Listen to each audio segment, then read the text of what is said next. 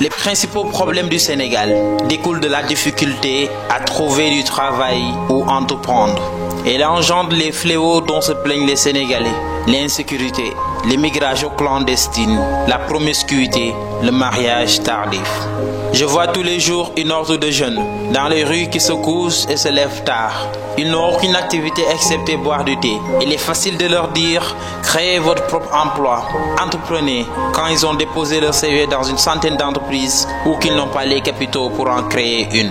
Quand 1000 jeunes postulent à une offre de 5 stages, le problème n'est pas un manque de motivation, mais plutôt une difficulté à s'insérer dans le milieu professionnel. Cette difficulté à s'insérer dans le milieu professionnel relève d'un problème qui devrait être réglé en amont. Les universités et écoles professionnelles forment en général les mêmes profils: des gestionnaires et des littéraires qui aspirent à travailler dans un bureau climatisé. La solution serait de former des profils plus techniques et scientifiques. Et j'ai remarqué que mes amis ayant suivi des études en informatique trouvent plus facilement un travail. L'idée serait d'orienter plus de jeunes dans ces filières scientifiques et techniques qui sont perçues à tort comme difficiles et moins prestigieuses. En procédant ainsi, le Sénégal diminuera son taux de chômage parce que les emplois non pourvus dans ces filières trouveront les ressources humaines nécessaires. Accompagner les jeunes Sénégalais à entreprendre dans ces filières leur permettra de prendre en charge leur vie et devenir autonome. L'État doit penser à une fiscalité innovante qui permettra d'imposer ses gains et ainsi accroître ses ressources. Un cercle vertueux: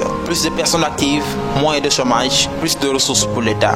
Socialement, cela engendrera des bénéfices pour la société sénégalaise. L'oisiveté entraîne d'autres fléaux comme l'insécurité. Une population qui travaille, qui entreprend, est une population qui ne pense pas à agresser et qui ne se donne pas à la violence. L'État gagnerait pour son intérêt à long terme à agir pour que les jeunes Sénégalais puissent devenir autonomes. À terme, le budget du ministère de l'Intérieur pourra être réduit et les ressources économisées réinjectées dans les autres secteurs de l'économie publique tels que la recherche et le développement où le Sénégal est à la traîne.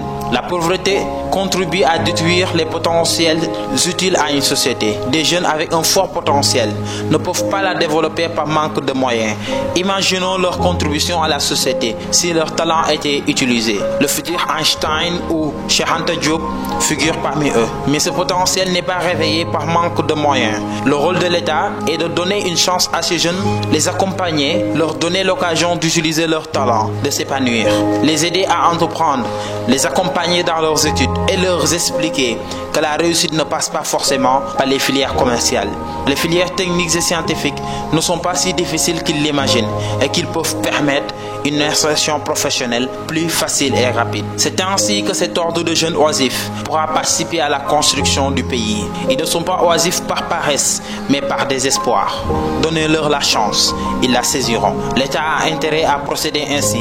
Plus de personnes actives signifie davantage de contribuables et plus de ressources fiscales. À terme, cette baisse du taux de chômage engendrera une diminution de la criminalité. Qui pense à agresser ou voler s'il a un emploi à plein temps ou entreprendre?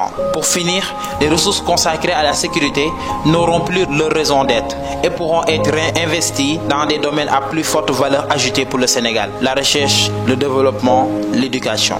Avec tous ces avantages, le Sénégal a intérêt à accompagner les jeunes entrepreneurs et à encourager les études dans les filières techniques et scientifiques afin de pourvoir les emplois dans ces domaines. Aziz Ndong, Astuce Entrepreneur.